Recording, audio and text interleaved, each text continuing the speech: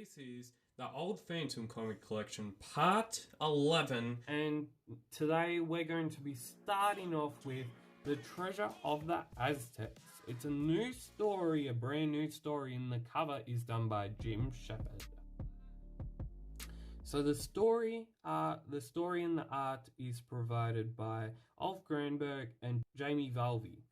And the original story was first published by Egmont in Scandinavia, number 5, 1976.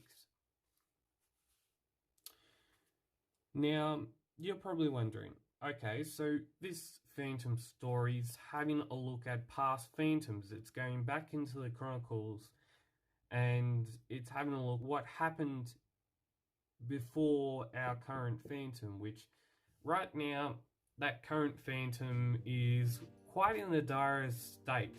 Like, I mean, there's a lot happening in the Phantom newspaper right now, but right now we're going to be talking about this. We're going to be talking about two other Phantom comics. So, by the title, it stands out that this comic is, obviously it's going to have something to do with the Aztecs, it's going to have something to do with the Mexican border, and it's going to have something to do with cowboys and obviously outlaws and everything like that. And how the Phantom is going to fit into all of that, we'll just have to wait and see. Like, there's a point where there's a place in the Phantom mythology where past Phantoms have been there. The current Phantom, I think, has been there. And it's a place where it's surrounded around mystery and no one's allowed to go there. It's taboo. And it's in the middle of nowhere, basically. And it's called the Walker's Table. And it's basically where the Phantom goes when he's staying in America, or he might be going somewhere and needed, like, it's a place where past Phantoms can go, and it's a place where they could have basically said, oh, well, I'm going to stay here for the night, I'll go figure it out other time. Yeah, and it's also a place where a lot of people wouldn't actually want to go there because it's called taboo. And for the people that actually go there, I think if the Phantom is there for one reason, those people are going to meet a very sore eye. And if they see the Phantom's eye, obviously they're going to pass away very, very rush, very, very long and unsatisfying death. So, but yeah, that's just the cruel nature. I think that's the hard part about the Phantom is, obviously he doesn't kill for a reason. He doesn't really use his guns. So he only uses his guns if he's using it for self-defense. And yeah, and all that sort of stuff. I think with this one, we actually are going to be seeing the Phantom, and we're going to be seeing him trying to use his guns in a way that doesn't necessarily harm the person that's firing on the other end, like in this shot. Doesn't necessarily harm him, it just basically makes him unable to shoot, which is a pretty good skill, if I call it that. You call that marksmanship or something. You call that marks. You call that where you fire a gun real quickly, and I think it's called like masking. It's to do with archery. I think you can do that with archery. Just like, I can't think of the name right now. And obviously the Phantom, he's shot at a person. He hasn't necessarily harmed him, but he is then questioning the, I would supposedly say, outlaw, who has actually saying, well, hang on a sec. This is what I know. If I'm not going to tell you, the Phantom will rip into you and actually say, listen here, bud, You better tell me or I'm going to smack the crap out of you. So yeah, it's hard sometimes, but you get that in the hard jobs. And once he knows that information, he goes and finds the next lead, and if that doesn't provide anything, well then he goes to the next place. That doesn't provide anything, well, he goes to the next person, and so on, until he finds someone that actually knows something or is the top honcho of the organization that is trying to wreak havoc on a certain individual or a certain thing that they're trying to pursue, which if they're trying to pursue something that they're not supposed to be trying to get, well then it's going to be leading into a lot of the Phantom trying to figure it.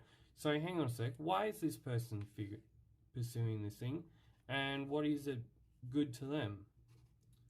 I think that's where we're about to get. I think there's also a part where you see a lot of, in this story you're going to see a lot of Mexican sort of stuff to do with it, because obviously it's to do with the Aztecs, so it must have something to do with a lost treasure, and people who find that lost treasure think, oh, hang on a sec, I've got something valuable here, I might be able to get rich from it. So, and then it's also the other part of it, if they're trying to get rich off something, here it is, here's a great example for it. If they're trying to get rich off something, they obviously, with lost treasures, you see in the movies all the time, and you see a good example for this story would be the Indiana Jones sequels and the Indiana Jones franchise. You see it a lot in old sort of films, and you see it a lot in these sort of stories that are adapted to film. They have traps in them. They have traps in them for a reason. Why? Because people from a past time may not want you to go to that particular treasure. And so yeah, it has air traps in it. It has, maybe it might have spiked arrows, maybe it might have something to do with the Temple of the Doom. Easter egg. Yeah. I reckon if I had read this, like I haven't read this, but I reckon this would be a very good story to read, and very interesting one, if that. Now we have Crusaders Treasure. It is issue number 1346, and the cover art is actually done by good old Jim Shepard. I think I'm going to pose a question here. Did Jim, if you know this, did Jim Shepard do, because it has him, I think that is him credited on the cover, but if he did not do the covers, like if he did not do the art for the covers, would have there been another artist to actually do it, and then he just say digitalize them and then credits for them? So yeah, I think that is a good question to ask. Did Jim Shepard actually do these covers? And if you actually know that information, you can comment that information down in the comment section down below. And if you are enjoying this video, I know I took a fair long time for that, but if you're enjoying this video and having a look at the good old art, this story is done by Lee Falk, and it's inspired by Lee Falk. Story is by Claes Reimerthi, and the art is by George Olsen. That is for the pencils, and the ink is done by the good old chap Keith Williams. And obviously the daily stories, the 5th of August, and it went from the 5th of August to the 28th of December 2002. Now, this story must be... I was actually having a look at some of the stories that Keith Williams did, and he might be showing up on the channel, you never know, in the next couple of months. I was actually having a look at some of the stories he did over his 9-year parting of doing the Phantom, and this must have been one of the stories where it's probably a couple of years just after Lee Falk had passed away, which is obviously tragic, and it would have been tragic for the Phantom fans knowing that will the Phantom continue after 1999, or will it just slowly burn out? And yeah, for the last 20 odd years, the Phantom actually staying alive, it's actually quite reminiscent of some of the things that may have been going on at the time. Obviously, after 2002, we had Keith Williams, who would have been doing it since until 2005 or 4, and I think it's just, I would say he's done a good job. I haven't read many of his stories, but I think he's had a good job at what he had been doing, and let's get into the story now. If you've been enjoying this video, you can always like the video and you can always subscribe. It's going to even get even better leading up to Christmas. Okay, so we have Luaga, I'm pretty sure. And I'm guessing this story has something to do with the noble men defeated in the Fourth Crusade. The failed invasion of Egypt. Crusaders in Bengala. The find of my 10 years at the National Museum. Now that just there symbolizes this is going to be a good story. Like, I think this will be a good story.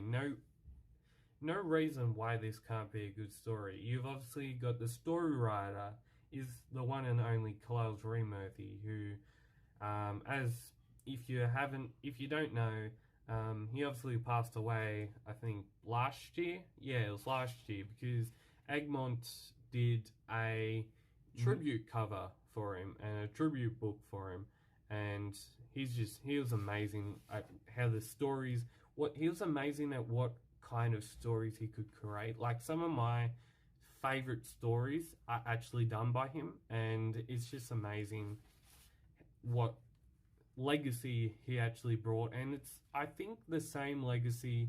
It's not to the point, but I think it's also to the... You've got Lee Falk, obviously, is the creator of the Phantom, but it's also, I think, another reason why the Phantom is so popular. Like, you've got the Phantom, he's obviously popular in Australia. He's very, very, I think, widely renowned in Sweden, Finland, and Norway.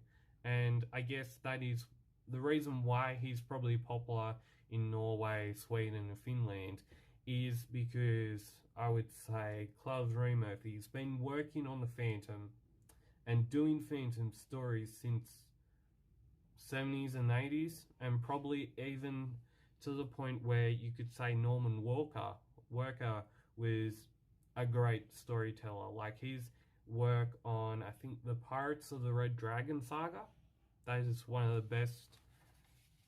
I would say that's one of the best sagas that has happened in Norway, and that was published by, I think, Semic in the 1970s, which I think got republished by Publications and it's also inspired one of their latest board games, which I backed it when it was first coming out, and I still haven't played it. What is wrong with me? I still haven't played it. I've been too busy. Can't blame myself. But in this story, I'm guessing it has something, they've found something interesting to do with the Crusaders, and they're putting it on exhibit, and I'm guessing someone does not like it, so they're going to do something about it. Someone doesn't like it. Someone's got to be trying to take hold of this situation. The Phantom is going to have some sort of role in this to try and protect someone, and I'm guessing why he's had this role is to protect an important figure from getting either assassinated or from preventing a terrorist attack, because we've got this big exhibit happening, and if that a terrorist attack or assassination happened, it's very common, I would say, in Phantom stories. Since what, 1980s or 1970s, I've seen it where I've only been reading the Phantom obviously for 6 years, but you have a fairly common consensus that when a Phantom story is made, it's either about smuggling some sort of object, or, as we like to say, drug smuggling, or it's got something else to do with it. It's got something to, or something's brewing in the jungles of Bengala, or it has something to do with an international activity, or it has something to do with terrorists or assassination plots. What can I say? You read a fair bit of Phantom stories, and you nearly can pick, when you read a new one, you can nearly pick what's going to happen. It's that simple. It's like you put out a template of, this is how you do a Phantom story, this is what needs to be done, and this is how you construct it. It's pretty simple. I even wrote a Phantom story. Obviously, I am not a writer, but after a certain point of time, I reckon you can probably suggest, well, this is what might happen. Maybe it might not, maybe it might, and